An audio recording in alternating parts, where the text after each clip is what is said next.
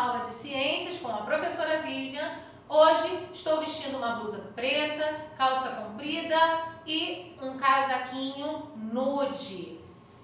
O assunto da nossa aula de hoje, como vocês bem podem imaginar, trata um pouquinho da tecnologia nas máquinas. Em nossa última aula, nós falávamos sobre as máquinas simples e vimos o quanto elas foram importantes aí para o desenvolvimento de diversas atividades humanas. Hoje nós vamos falar das máquinas mais complexas que atuam no nosso processo industrial e também no campo. Voltando um pouquinho sobre o assunto das nossas máquinas simples, nós vimos que as primeiras máquinas simples, que a gente estuda aí na história, foram desenvolvidas pelos nossos ancestrais mais primitivos, no intuito de facilitar algumas atividades do cotidiano, como a caça e a defesa, por exemplo. Com o passar do tempo, já no século XVIII, o trabalho manual das pessoas passa a ser substituído pelo processo industrial. E as primeiras máquinas industriais vão surgir, principalmente máquinas movidas a carvão, como nós vimos em aulas anteriores, a locomotiva, por exemplo, que auxiliava no transporte aí nesse processo industrial. E isso aumenta a produção e faz com que as pessoas consigam ser atendidas, já que a população foi crescendo ao longo dos anos. Atualmente, os processos industriais se dão por meio de máquinas, que nós chamamos de automação industrial, e os seres humanos apenas comandam essas máquinas através de softwares e aplicativos que ficam ali na palma da mão em dispositivos móveis, como tablets, celulares, e isso naturalmente favoreceu o processo industrial, e fez com que ele se tornasse mais rápido. A internet foi um fator que colaborou para que todo esse processo se desenvolvesse e se tornasse cada vez mais rápido, prático e eficaz ao longo do tempo. Aí uma máquina de automação funcionando. A automação industrial tem seus pontos positivos, suas vantagens. Por exemplo, a redução de gastos da empresa com energia e matéria-prima, já que o trabalho é otimizado, a máquina permanece ligada somente durante o período que está operando. Também tem a redução do nível de poluentes, já que as novas tecnologias procuram desenvolver máquinas que poluam menos, agridam menos ao meio ambiente. Os processos, como eu já disse, se tornam mais rápidos e também são mais seguros para o operário, que vai estar simplesmente trabalhando com a máquina ali da palma da mão, operando a máquina de forma remota. Mas a automação também tem seu lado negativo. Uma das desvantagens desse processo de automação industrial é o alto custo para a implementação. Esses equipamentos não são baratos, essas máquinas têm alto custo de manutenção.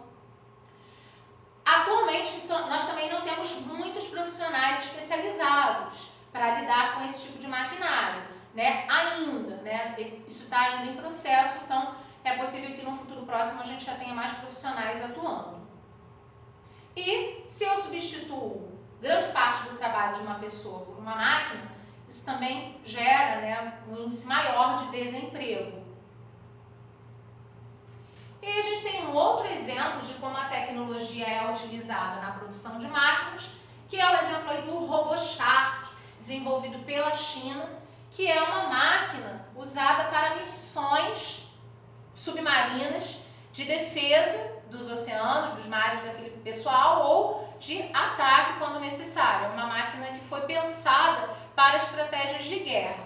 Não é a primeira delas, tá, pessoal? A Marinha Americana já desenvolveu um outro peixe anteriormente que tinha a mesma finalidade. E por que a gente desenvolve uma máquina para imitar um animal? Justamente para que ela seja confundida. No caso de ter um submarino de outra nação, algo que é necessário que seja reconhecido no território marinho desse país, essa máquina ela vai passar mais despercebida porque ela imita muito bem o animal daquele ecossistema, e aí para a defesa daquele ambiente marinho e também para uma eventual necessidade de ataque, a máquina precisa ser parecida com um animal para passar despercebida naquele ambiente.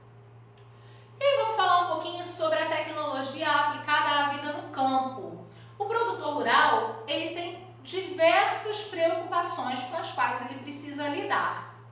Uma delas é planejar produção. Saber quando plantar, época de colher, qual é o melhor período, né, de chuvas, enfim, das temperaturas. Ele também precisa reduzir seus custos, afinal de contas, né, ele tem que produzir para ter renda, para ter lucro. Também é uma preocupação do produtor rural aumentar a produtividade, produzir mais e melhor. E diminuir os impactos ambientais. Automaticamente, se eu dependo da natureza, é preciso cuidá-la para que eu tenha sempre aquele recurso disponível. Mas nesse setor rural, assim como em outros setores da sociedade, ainda tem alguns problemas que são frequentes. Um deles é o uso indiscriminado de agrotóxicos, substâncias químicas que são usadas para combater pragas, mas que podem ser prejudiciais tanto para o ambiente quanto para a saúde de quem vai consumir esses produtos. O consumo de grandes volumes de água também ainda é um problema do produtor rural, já que ele precisa irrigar e para isso às vezes se utiliza grande quantidade de água. O desmatamento para o cultivo e o uso prolongado de monoculturas que acabam por esgotar o solo. Essas monoculturas, pessoal, são sempre o plantio da mesma coisa naquele solo, que acaba por retirar sempre os mesmos nutrientes e empobrece o solo. E a gente já imagina que, se a gente não respeita os limites da natureza, é provável que com o passar do tempo, diversos problemas aconteçam, né? E aí, eu trouxe para vocês uma imagem de Minas, né? De alguns municípios de Minas que continuam desmatando a Mata Atlântica para utilizar essas áreas, que seriam áreas nativas de mata, como zonas de plantio. E a consequência disso, a gente já estudou e vamos relembrar, é justamente os danos que isso oferta à Mata Atlântica, que já foi deveras desmatada demais, né? E por que a gente precisa preservar a Mata Atlântica? Ela é fundamental para que haja um controle do ciclo hidrológico, né? Para que a água continue circulando no ambiente de forma adequada, para a disponibilidade de oxigênio na atmosfera, para a saúde dos rios, porque as matas ciliares nas bordas dos rios ajudam a manter a saúde dos rios, os rios vivos com a sua biodiversidade, e também para o solo, para proteger o solo, para proteger as espécies animais que vivem ali, né, servir de abrigo, de morada para espécies animais. Então, é fundamental que a gente preserve o que ainda tem. Né? Impactar mais ainda esse ecossistema é um problema que só gera mais problemas. E possíveis soluções podem vir através da tecnologia. Aqui, por exemplo, a gente tem um drone que é utilizado para monitorar a lavoura e utilizar os agroquímicos apenas em locais em que as pragas estão atuando, de forma que não seja necessário usar em toda a lavoura. Existem ainda produtos naturais que podem ser utilizados no combate a essas pragas e também podem ser borrifados através dessas máquinas, como esse drone, por exemplo.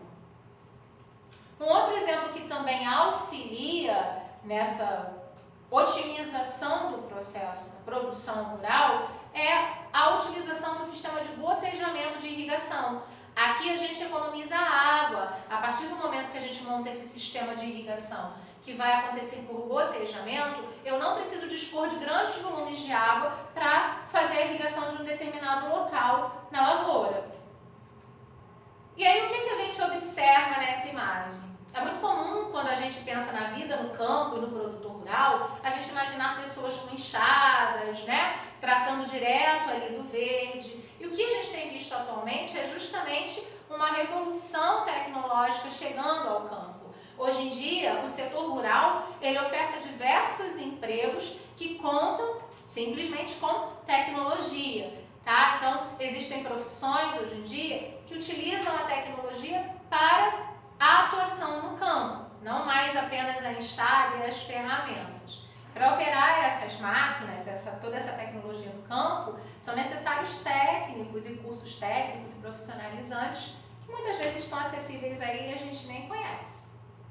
Muita gente tem optado por retornar para práticas de agricultura de subsistência. Significa plantar e colher ali naquele pedacinho de terra da família aquilo que vai ser consumido. Ou buscar em feiras orgânicas produtos que tenham menor impacto do uso desses agroquímicos e de outros produtos químicos que podem prejudicar a saúde. Bom, gente, nossa aula de hoje termina aqui. Não deixem de realizar as atividades de vocês. Fiquem com um abraço da Prof e bons estudos. Até logo!